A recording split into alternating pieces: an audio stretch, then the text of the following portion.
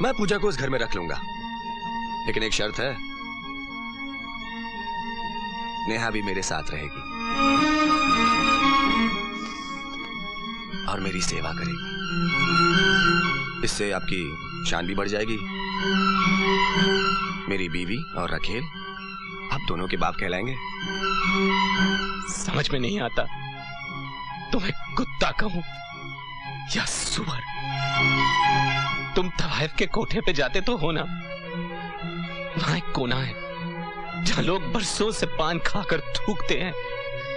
तुम उस कोने से भी ज्यादा गंदे हो, थूकने के लायक भी नहीं।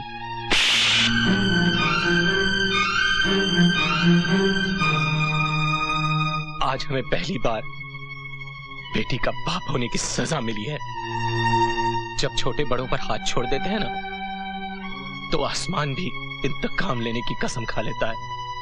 चलो बेटी।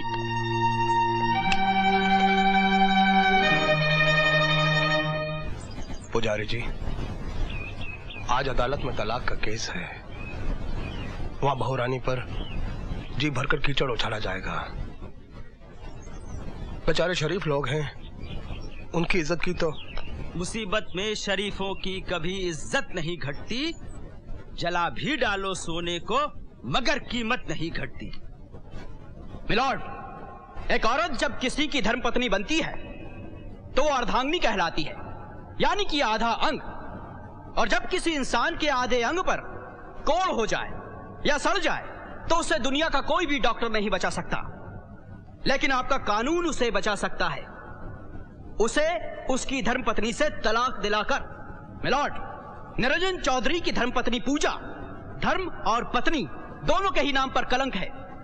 ऐसी औरत छूत की बीमारी की तरह होती है जैसे सांप। जीती जागती मौत है वो। और यही वजह है कि मैं अदालत से निरंजन चौधरी के लिए जीवन दान चाहता हूं, और यह तभी मुमकिन है जब इसे उस वेश्या से तलाक दिला दिया जाए। मिलॉर्ड, इससे पहले कि इस केस की कार्रवाई शुरू हो, मुझे इस अदालत से कुछ कहना है। इजाजत है।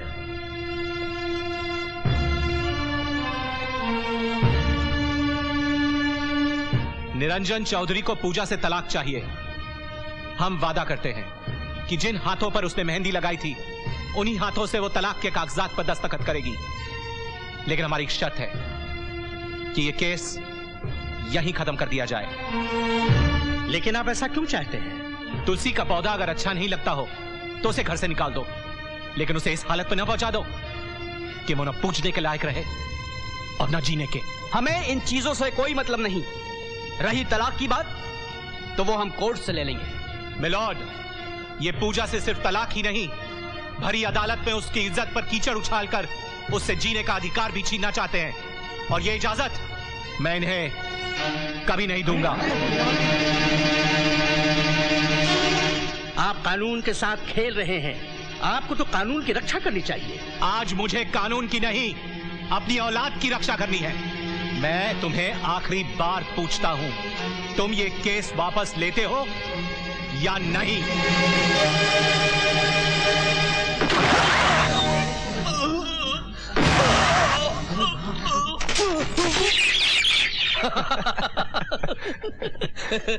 वकील साहब, आप सच कह रहे हैं? बिल्कुल सच। खुद जज साहब इस बात की गवाही देने वाले हैं कि दीवान साहब अदालत की मर्यादा को भंग कर रहे थे और अंकुश चौधरी ने सेल्फ डिफेंस में गोली चलाई, इसलिए चिंता की कोई बात नहीं। अंकुश साहब बाइज्जत रिहा हो जाएंगे। अरे सांप भी मर गया और लाठी भी नहीं टूटी। ये तो सब प्रभु की लीला है। लोग कहते हैं कि मुसीबत कभी अकेले नहीं आती। अब बेचारी पूजा को ही ले लो ना। पहले उसके पेट का बच्चा मरा, फिर उसका तलाक हुआ, और अब बेचारी के पिताजी गुजर गए। ये देखो, ये दुल्हन की साड़ी है। ये रहे दुल्हन के गहने।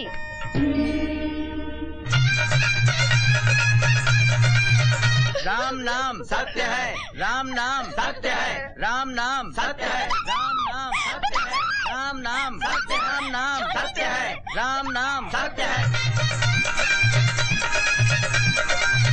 राम नाम सत्य, राम नाम सत्य है।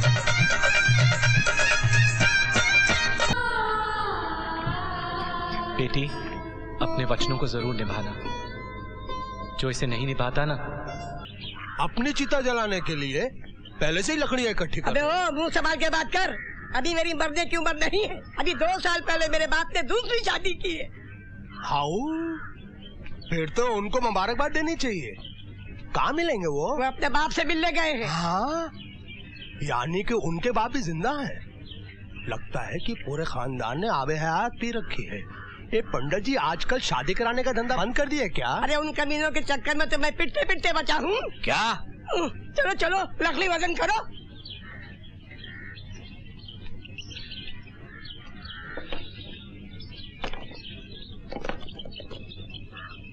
अरे तोलोगे कैसे? वजन कहाँ है? तुम्हारे बाप दादा की तरह चलता फिरता वजन है मेरे पास, दिखाऊं तेरे को?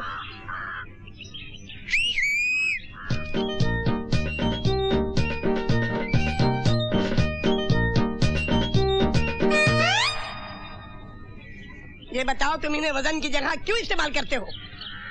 ये लोग रात भर जागते रहते हैं।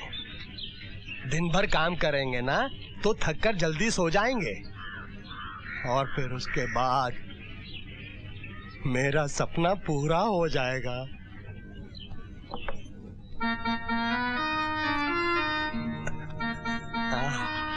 कहाँ वो पोटे? उनसे बहुत वजन उठाने को लगा है क्या? वो छोटे बच्चे हैं, उनसे इतना काम न को ले कि उनका कचुम्बर निकल जाए। पोटे सचमुच सो गए? जाके खुद ही देख लो। 1 मिनट देख कर आता हूँ। सोना नहीं।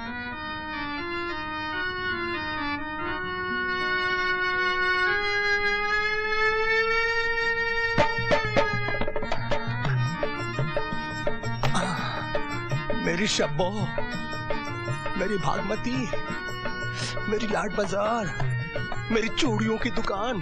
सच्ची? हाउ? तो ऐसा पहले काय को नहीं बोले? इससे पहले ये घर हैदराबाद का चिड़ियाघर दिखता था, लेकिन आज आगरे का ताजमहल लग रहा है। शब्बो, बन्ने, मेरा दिल कर रहा है कि तुमको। नहीं, हाथ नको लगाओ मुझको। कायकू? आज मैं मजबूर हूँ। आज नको। नको नको नको करो जी। हाउ हाउ हाउ करो जी। मुझ यतीम पर रहम खाओ, खुदा तुमको फल देगा। आओ आओ। समझ गए ना? और अभी भी नहीं समझे तो कहो, कान में बोलूं? नको नको, कान में नको नको। समझ गया। इसका मतलब आज भी? How how. मेरा क्या नसीब रे, मैंने अभी तक सुहाग रात नहीं मनाई, और उधर छोटे चौधरी को देखो। मैं तो सिर्फ हल्दी लगा रही थी, कोई कफन नहीं पहना रही थी। ये रही वो जेवरों की लिस्ट जो दीवान साहब ने दिए थे, और साथ में मांग टीका भी है जो इनकी बहन से जबरदस्ती छीन लिया गया था।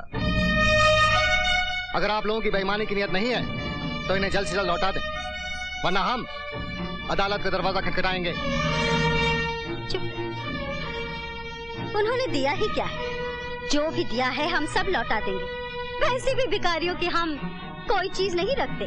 भिखारी तो खाली हाथ भीख मांगते हैं, मगर आप लोग तो अपने ही बेटे को कटोरी की तरह आगे बढ़ाते हो और भीख मंगवाते हो। दे दे बाबा, बेटे के नाम पे। आप लोग तो उन भिखारियों से भी गए गुजरे हैं। लानत है आप सब पर। चलिए वकील साहब।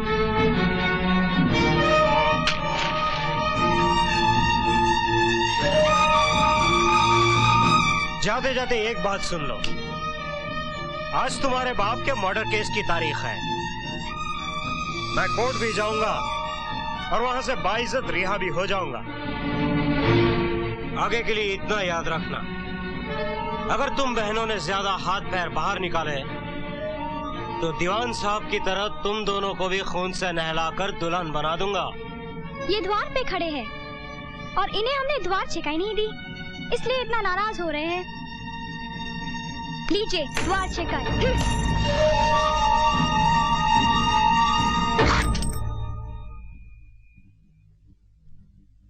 पिताजी, आपका हत्यारा बहुत खुश है कि वो आज कोर्ट से रिहा हो जाएगा, लेकिन मैं ऐसा नहीं होने दूंगी। उसने सेल्फ डिफेंस के कानून का सहारा लिया है, मैं भी उसी कानून का सहारा लूंगी, ताकि सांप भी मर जाए और लाठी भी ना टूटे। दीवान साहब ने जो कुछ किया और बाद में जो कुछ हुआ वो सब यही हुआ। जज साहब, आपने भी तो देखा था, तो अब बोलने के लिए बचा क्या है जो गीता पर हाथ रखकर कसम खाओ? कुछ ऐसी बातें भी कहनी पड़ेगी जो इस अदालत में नहीं हुई थी।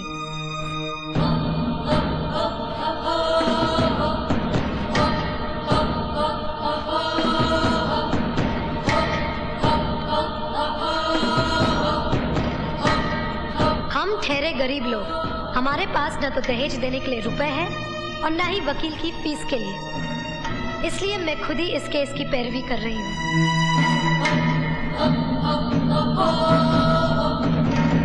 मैं जो कहूँगा सच कहूँगा। मिस्टर अंकुश, आपको एक वादा करना पड़ेगा कि मैं आपसे जो कुछ भी पूछूंगी आप उसका जवाब बहुत ही शांति से दीजिएगा। शांति से ही जवाब दूंगा। भड़क मत जाइएगा। जी हरगिज नहीं। सुना है आपकी माँ वैश्या थी। मुंह संभाल के बात कर। आपकी माँ वैश्या थी या नहीं? खबरदार मेरी माँ के बारे में कुछ भी बोला तो साली कमीनी। योर ऑनर, मेरे इतना समझाने के बावजूद कि शांति से जवाब दीजिए, जब मैंने इनसे ये कहा कि इनकी माँ वैश्या थी, जो एक सच है, तो ये भड़क उठे।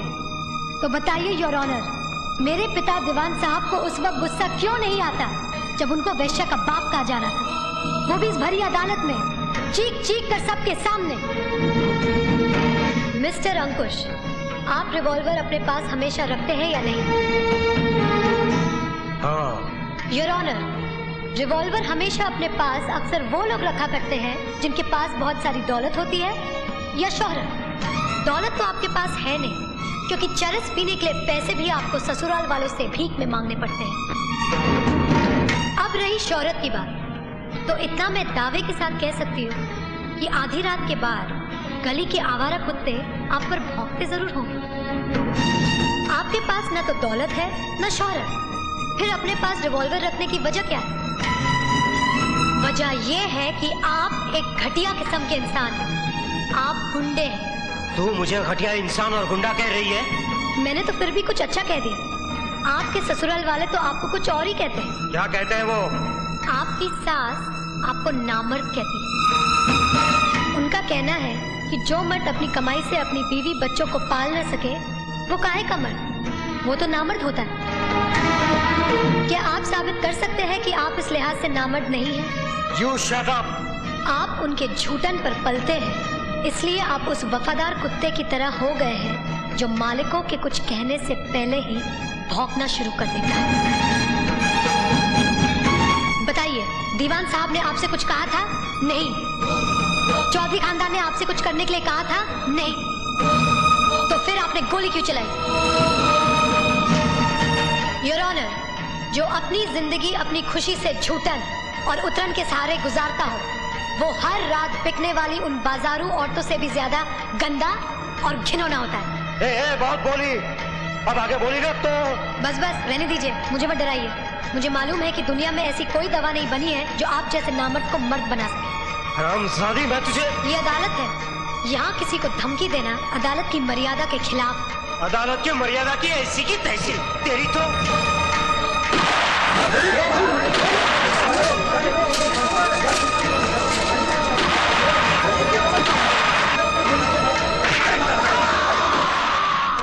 आइए आइए।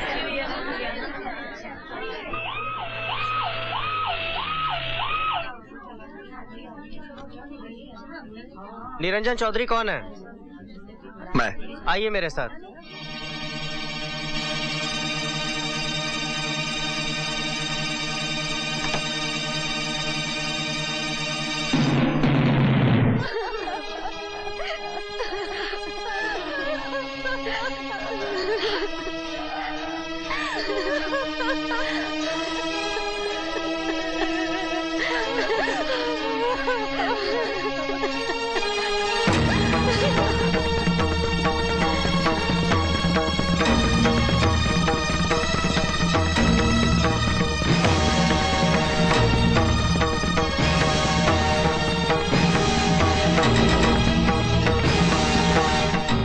मानी पुरानी सासू जी।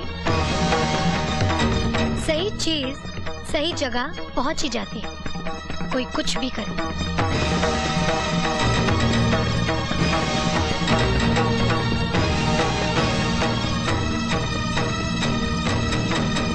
नमस्ते सेठ जी।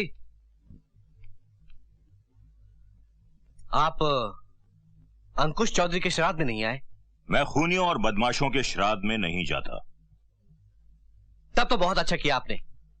अब जो होना था वो हो चुका, अब जो होना है वो हो जाना चाहिए। शादी की नई तारीख निकलवा लें।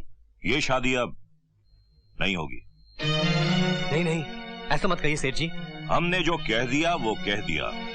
नहीं सेठ जी, शादी की तैयारी में हमने लाखों रुपए खर्च किए हैं, ऊपर से जात बिरादरी में नाक कट जाएगी। ऐसा मत कीजिए, ये रिश्ता मत तोड़िए। मैं आपके हाथ जोड़ता हूं, पांव पड़ता हूं। हमारी इज्जत का कुछ तो ख्याल कीजिए।